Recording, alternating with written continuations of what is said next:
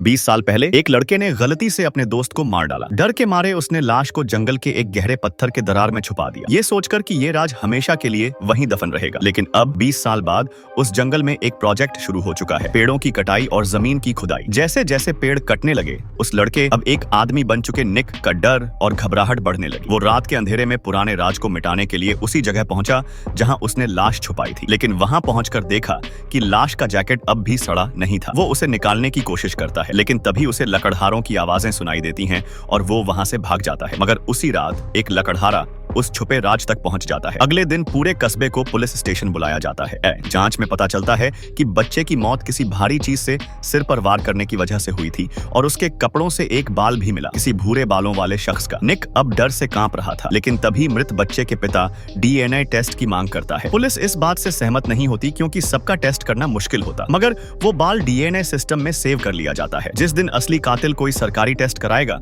वो तुरंत पकड़ में आ जाएगा। निक को लगा अब वो बच गया, बस डीएनए से दूर रहना होगा। लेकिन अगली ही सुबह उसकी माँ का एक जानकार उसके पास आता है और उसे एक पार्सल देता है। उस पार्सल में वो फोटो थी जो 20 साल पहले ली गई थी, जब निक लाश छुपा रहा था। उस आदमी ने सच को हमेशा दबाकर रखा क्योंकि वो निक की माँ से प्यार करता था। अब वो शहर छोड़कर जा रहा था और बोला, अब तू जान, तेरा राज तेरी जिंदगी। निक उलझन में था।